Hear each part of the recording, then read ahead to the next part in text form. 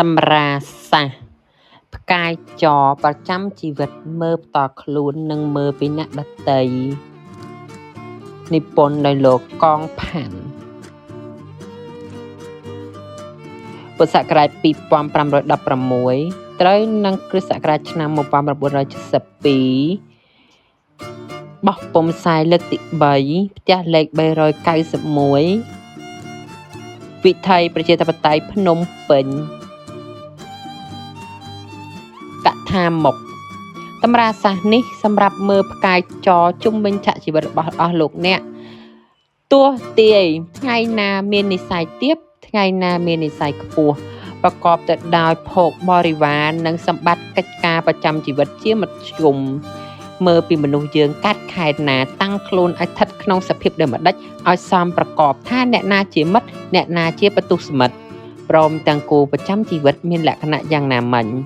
មើលពីលក្ខណៈមនុស្សកើតឆ្នាំណាប្រកបដោយទុក្ខទោសណាអ្វីបានសុខចម្រើនព្រោះហេតុដូចម្ដេចលៀបផលប្រកបអ្វីទើបសមគួរដល់លក្ខណៈនុវត្តសម្រាប់វាសនារបស់ខ្លួនមើលពីអាយុរបស់លោកម្នាក់វិលជុំវិញក្នុងបច្ចុប្បន្នបានភពប្រទះនឹងមិត្តឬសត្រូវឬក៏បានសម្រេចមិនសម្រេចតាមគោលដៅប៉ងឡាក់រហូតមកដល់មើលពីការវេលាត្រូវជួបគូរួមរស់រៀបអាពាហ៍ពិពាហ៍ក្នុងខណៈការអាយុប្រុសស្រីចូលដល់កម្រិតជួបក៏សួស្ដីយ៉ាងឧត្តមឧត្តម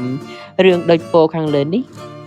សង្ឃមាននៅក្នុងផ្ទៃតម្រាសាស្ត្រទាំងស្រុងតម្រាសាស្ត្រតាំងខ្លួនជាអ្នកចាំបម្រើសេចក្តីត្រូវការរបស់អស់លោកទាំងយុវជនគ្រប់កាលៈទេសៈហេតុនេះគួរមានតម្រាសាស្ត្រប្រចាំគេហដ្ឋានទុកដូចជាមិត្តល្អជួយកំដរកិច្ចការក្នុងបន្ទុកគ្រួសាររបស់អស់លោកស្រីគ្រប់ជាន់ថ្នាក់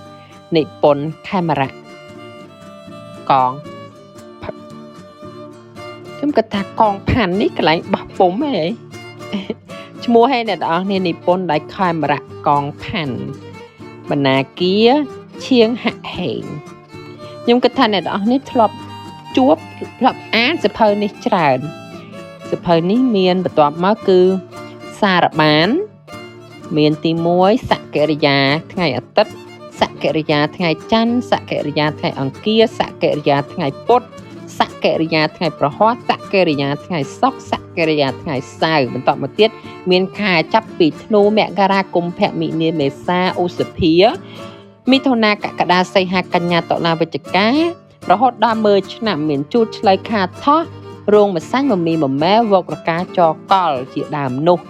មានតាំងពីទីប្រចាំឆ្នាំទាំង12ផងកំណើតប្រចាំឆ្នាំផង